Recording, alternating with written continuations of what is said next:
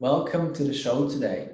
Today I have Karl Njálsson on the show, and he's the head of product management for digital energy solutions at Alpiq.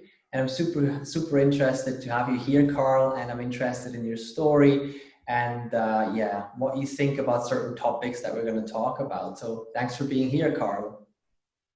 Thank you very much for the opportunity. I'm excited as well. So let's dive right in. Talk to me a little bit more about who is Karl and sort of like what's your story and what got us to where we are today. What's the story of Karl? So my name is Karl. I come from Iceland originally. Grew up there, focused very early on engineering. Started working in that field in construction and so on when I was 16 years old in the summers. Then a little bit later came to Switzerland. Before coming to Switzerland, I was quite involved in different, you could call it event planning initiatives. I was with the Scouts a lot. I did other things in human rights and so on. Was always doing events, planning, big camps or planning something internationally. That was a big part of what I did. When I was then about 10 years ago, I came to Switzerland to do my master's here at the ETH, and by chance focused on energy there. It was a little bit, I would say by chance that I ended up going into energy. It was always interesting to me, but chance kind of happened. We studied there quite nicely, and then after graduating ETH, I started a company directly out of university with one of my colleagues there that was studying with me. He was from India, so we were thinking very much like all of these energy startups today are trying to focus on either energy efficiency or flexibility in energy use. And these are things where we're trying to teach people that have had energy for 100 or a little bit over 100 years now, how to use energy the right way. So you've been doing something for 100 years, you've expected it to come out of the wall, and then we try to teach these people to do something different. We thought about the other end of the spectrum, where you have people that are just today getting access to electricity for the first time, and why do you not start with it then? To do simple things, to educate about flexibility, educate about demand curves and so on. And we called it behavioral demand response. This is something that is up and coming also here in Europe and in America as well. But we kind of simplified it so it was applicable to electrification areas. Another component of this was also that when you electrify new areas with these methods, you can actually save on the grid cost itself. So when you've already put up all the cables in the ground, then there's not so much saved by introducing these new systems. So we started that company, worked out of Switzerland the whole time, but spent quite some time in India, in different areas. My introduction to India was in actually, we went directly into the poorest state there and stayed there for 6 weeks doing pilot projects. This took us to different areas, to solar industry, to electricity meters, everything to try to get that concept up and running. Towards the end, we also had a short stint in Denmark where we did the same thing, but with, let's say, more advanced users that had been using electricity for a while, or for 100 years, let's say. This was about the time when I came back to Switzerland and joined Alpiq, that I'm getting closer to where I am today. At Alpiq, I joined, I expected 2 years of sadness, let's say. I said, let me come home to Switzerland and stay at a big corporation with a boring reputation for 2 years until everything is settled, and then let's get a startup going. But really it ended with a very exciting journey. So I joined a small team there. There were 7 people doing digital energy solutions. And this just continued to grow. I got very early on a lot of opportunities to tackle things there. And slowly this grew up to a department or it's called a business unit of 150 people, focusing on artificial intelligence, IoT, and all of that, both to launch more electric vehicles into the grid, and the other part is to do more efficiency related topics with energy. So, and that is where I sit. There was this the business unit launched, and I am their head of product management in digital energy solutions. So we are really trying to combine optimization with knowledge of the energy world. So it's the new technologies, it's knowledge of the energy world, and then it's the customer focus. So it's knowledge of the industries, a bakery or an old age home. How does that work? So we combine all of that to create new services for these companies. So Thanks that is really sharing. pretty much where I end up today. Yeah. Yeah, really interesting journey you had. Also the sort of like mixed journey between being in a corporation and having your own business. I find that also very interesting as a journey. And now I just want to dive right into the topic of innovation. I call it human-centered innovation. So you can expect what we're going to talk about. So first of all, I mean, from your perspective, how important is it to put the human in the center of innovation? I think it's very important, I would say. I think one of the examples, so one of the counter examples in myself. I mean, we started out as engineers, very interested in improving the energy system. We didn't really think about the users. We didn't really think about all of those things. So by focusing too much on those solutions, you don't really get where you want to go. It's very important to put I would say the user or the human at the center. And it's getting more and more important the more I mean, first of all, it's always important. And secondly, it's getting interesting in more and more areas. So you expect this to be, or if we just talk about user interfaces, for example, it used to be like that you need very nice user interfaces for anything you don't pay for, like Facebook or something like that. And for other things, or for B2C applications, but for other applications, it didn't matter as much. But this is really changing now, I see. And I mean, in a few years, we'll have the generation that grew up using iPads, and they will want to have the same experience in their old energy planning system, you know, and to look at an Excel sheet that you can't drag and drop, it will seem ridiculous to those people. So I would say it's getting more and more interesting, and it's moving into different fields. I think another part of it is also, and this relates also to, I don't know if you call it human-centric innovation or customer focus, but it's also important not only when you build the product, but also when during the sales process and so on. Like there's not a corporation that buys your product. It's always a person somewhere in the ladder. Somewhere in the ladder there's a guy, and he needs to have the pain of not having product. And if he loses his job by buying your product, you will not sell the product. And something we saw in India, which was, for example, one of the functions of the systems we were doing was, it's an extreme example maybe, but that it would reduce it's called non-technical loss of electricity. So it's all sorts of losses that come through different users using the electricity, inefficient billing, and so on.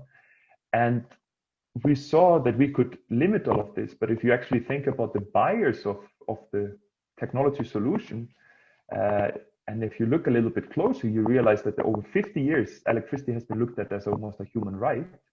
And the person that comes in and cuts the access for the poor people and from this by having more efficient billing or more efficient way of looking, if you're siphoning off electricity off the lines, you are not the popular guy, the guy that introduced that technology. So even though you have a perfect technology solution, if it doesn't fit correctly into the system and the buyer of that solution, if you're not helping the buyer, it will get you nowhere, let's say. Yeah, I love that. I love that perspective also from where you talked about the generation that grew up with iPads.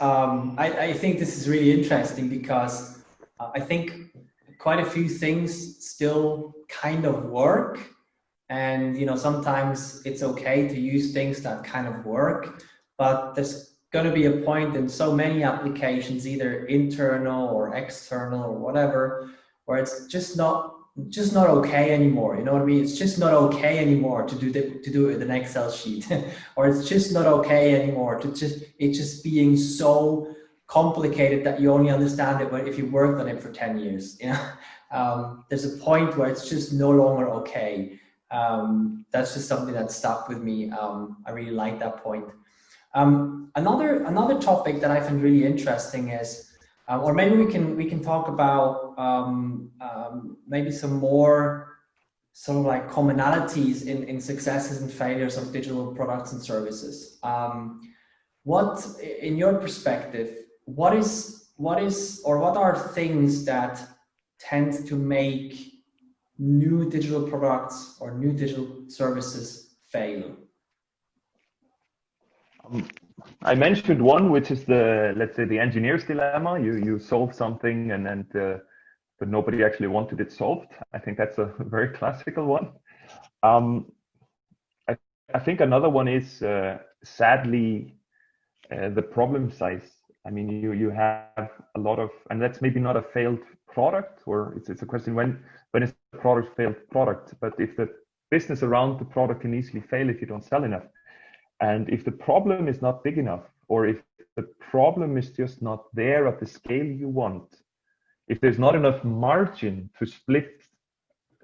saved to split down, then it often fails because of that. You have, you have small problems that are distributed in the society, and the owners of those problems aren't bothered to solve them. Even if you offer them a solution, they won't take your call.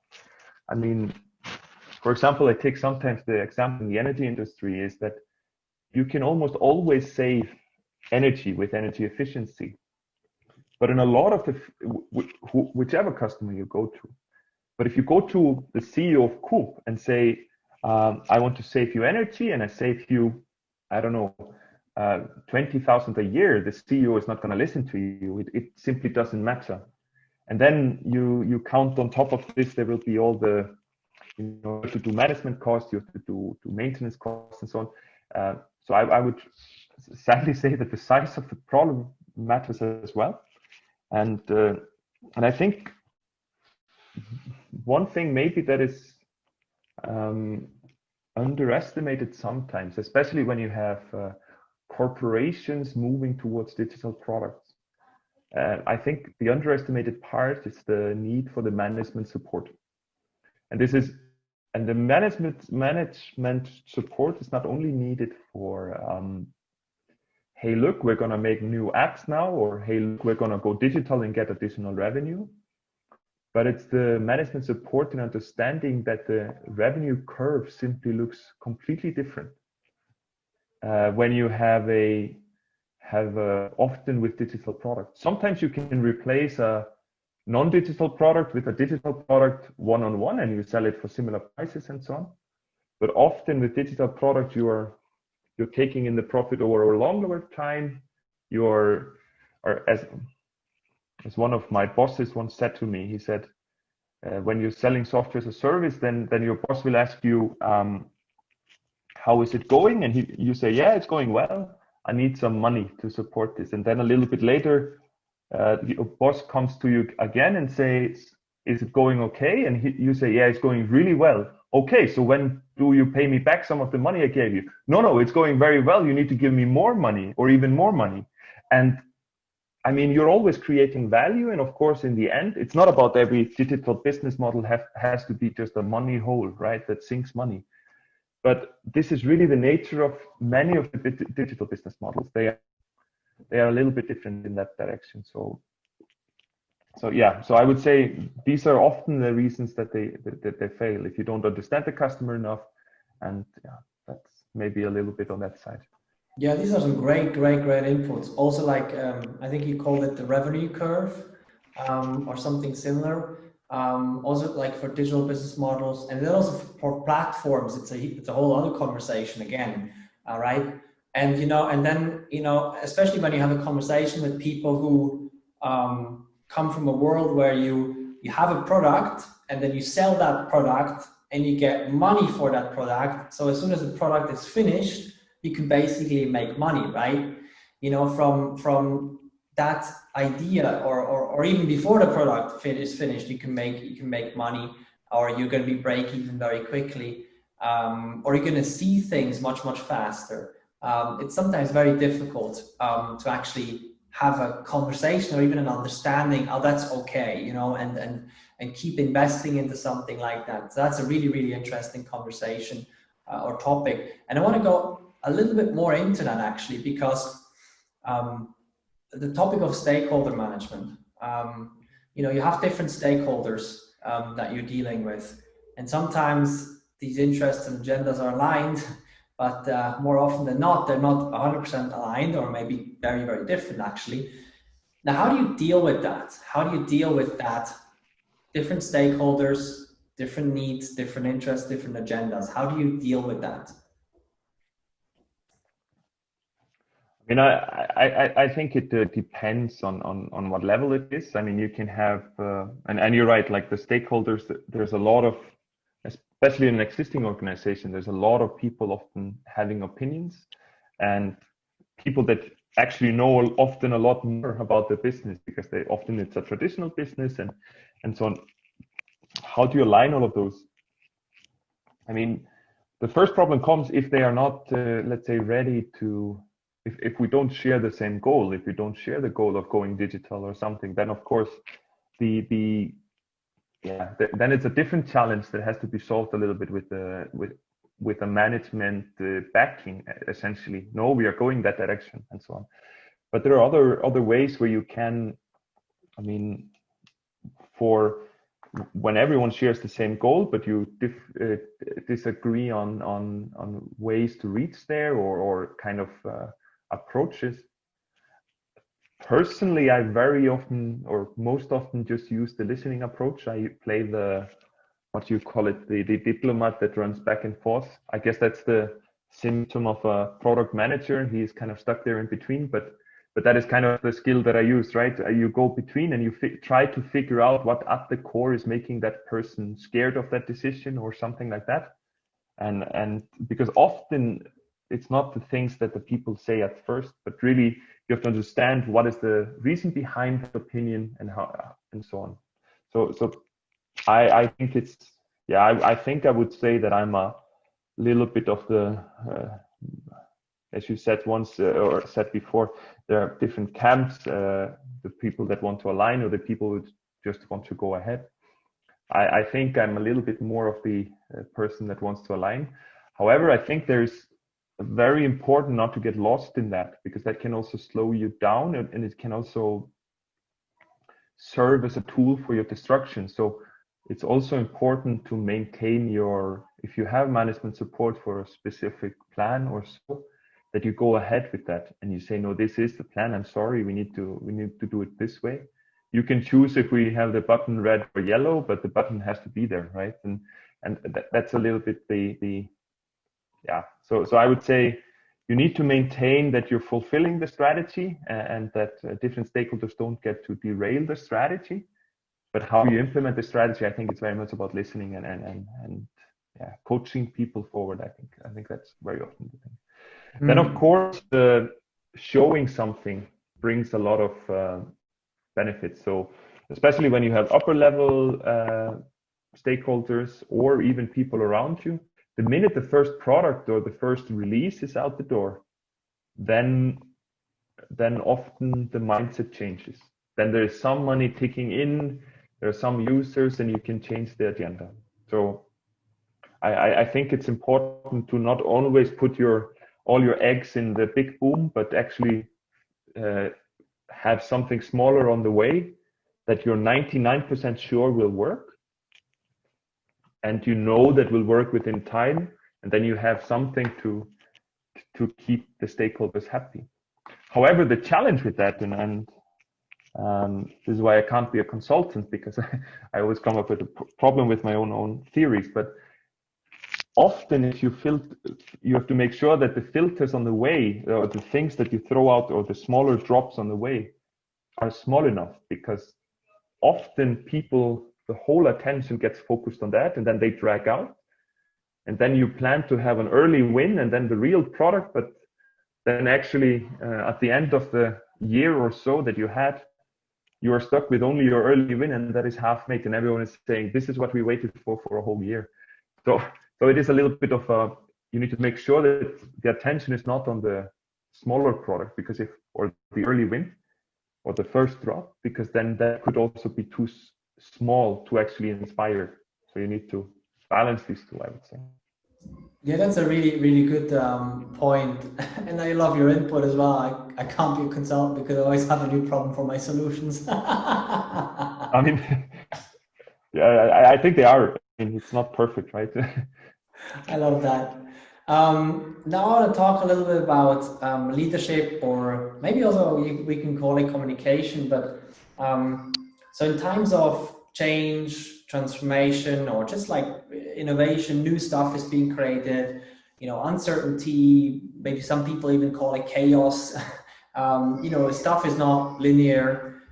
In times like that, how do you get people on board for change? So on the one side, we talked about management buy-in. How do you get people to buy into stuff? How do you get people to buy into stuff? But then also, how do you get the teams to be part of the change? How do you go about that, basically? I mentioned before that it's about getting successes that, of course, rallies people. But before that, I think it's also very much about information flow. And I've been, let's say, lucky enough in many ways that I'm somewhere in the middle management, so not in the higher one. So I still have some time to actually talk to the people, so talk to different people in the organization. And there, I think it's very important to take that time and actually to share with everyone, because sharing strategy and so on, you need to repeat it very often, and people have their own little annoyances with it. They have their own little misunderstandings, and you need to really talk it. And by talking it through like that and giving everyone face time, I think that improves it a lot. So that is, in my opinion, one of the best ways to get people on your side, or on the side of the strategy. That's really to talk it through. What is the worry that somebody has regarding the new strategy, and so on. So this is really, so yeah, it's really simple. It's talk, and it's sharing information, often sharing more than less. Even if it's, I mean, it also depends on your position. Maybe a head of or a CEO cannot really share unverified information or something like that. But really to give people whatever you're in a position to share, to discuss it with different people and so on. That I think it's quite important. And then the other one is, I would say, kind of a drum beat. So when you're moving, for example, from one-off sales to recurring revenue or something like that, which is almost a traumatizing experience for a sales guy, right? Because you suddenly have your numbers are all divided by 10 or 20, and it changes a lot of things. So that, or if you want to put emphasis on quality control or whatever, then it helps to put some sort of a drumbeat. So you change the KPIs. KPIs sounds really boring and managerial for boring and dry managers, but really to really bring up on one example, if you want to put emphasis on quality control, to bring up KPIs related to that in any demo or any meeting like that, really puts the emphasis on that, and that rallies people behind it. People will think that you're stupid for the first 10 times you show it, but for the 11th time, then suddenly everyone is comparing against that. And you do the same with recurring revenue.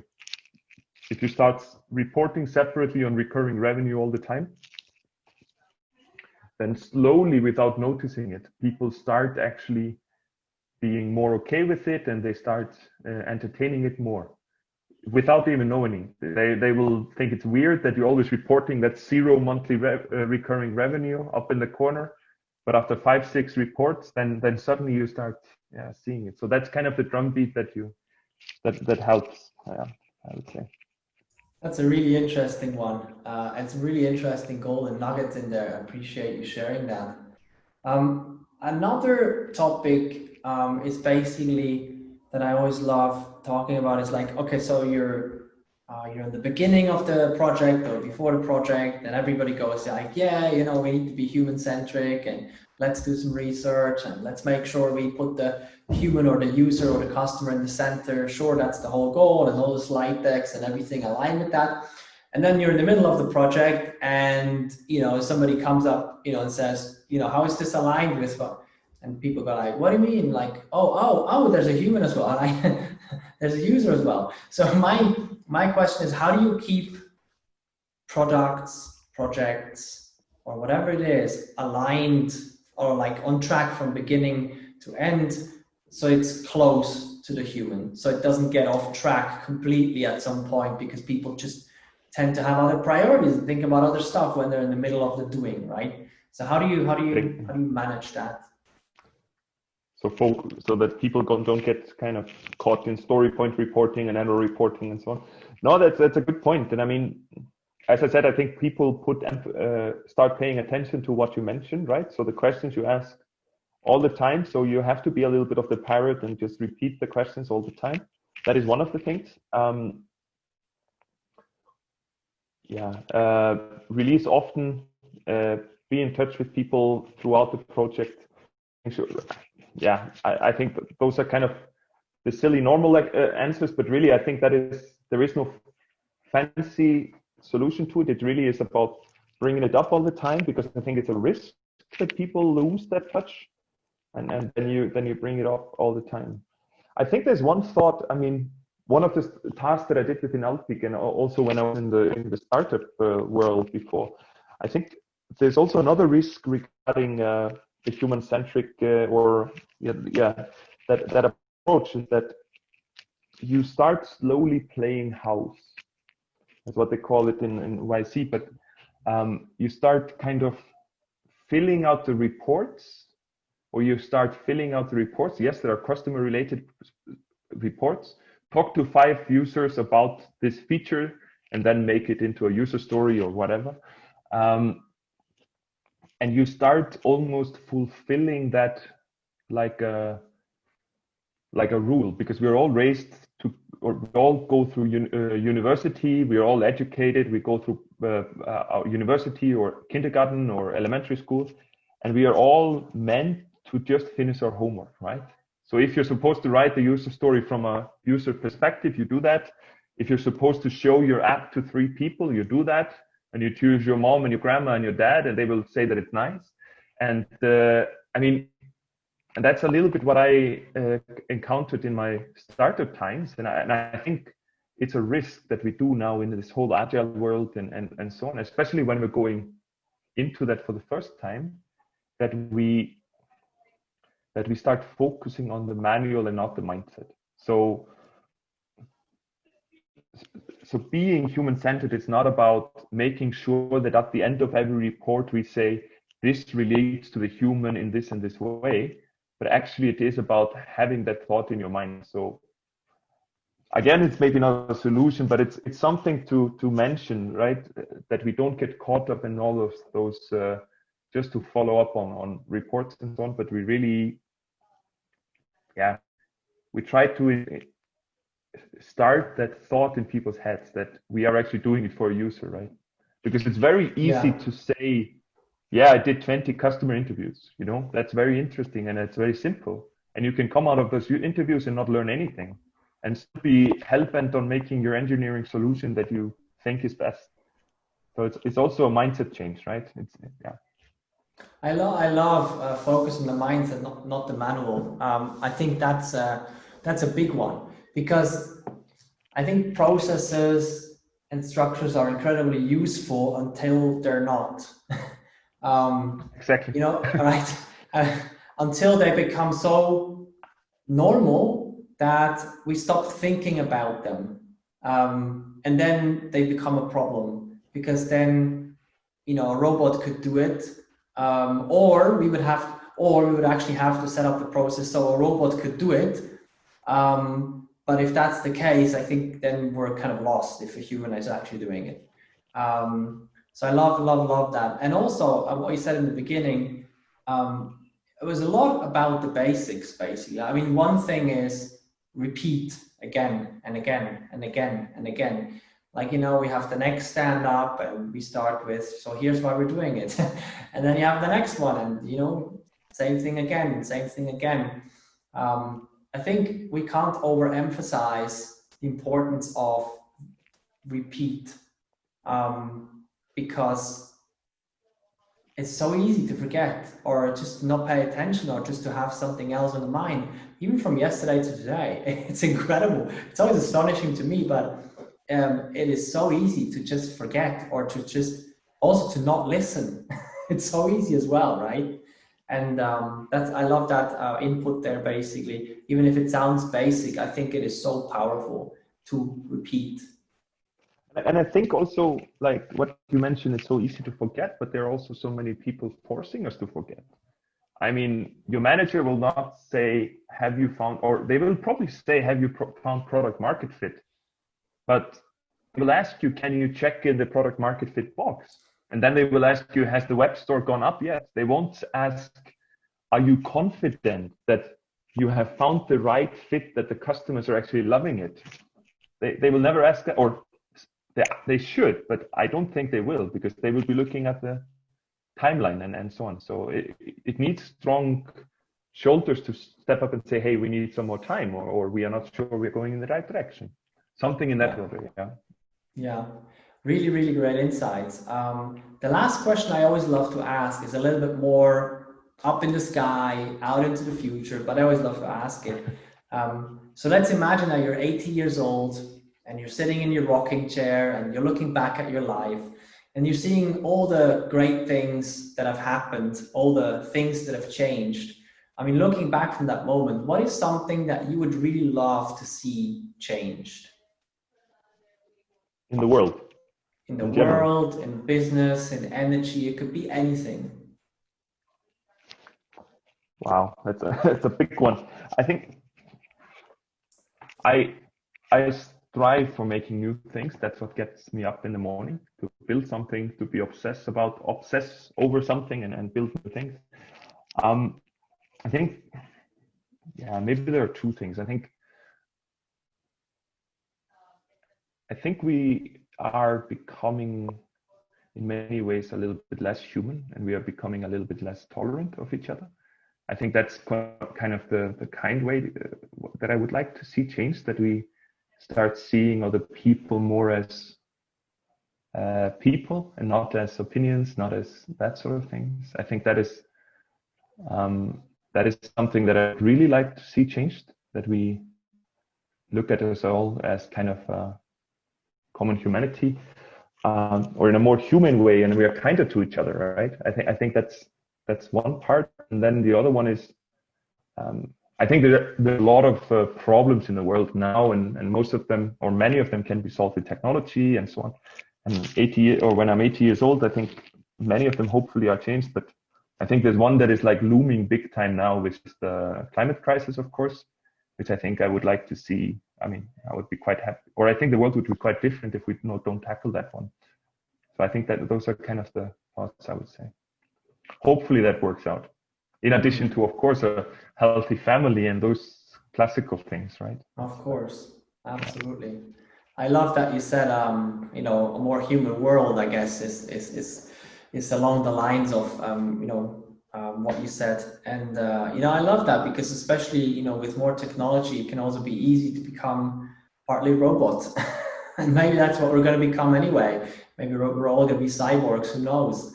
But I love the comment about being more human with each other, because I kind of believe that that's our right of existence. Because if, you know, we become more like robots, then what's the point of having humans in the universe, you know? kind of like defeats the purpose of being human a little bit.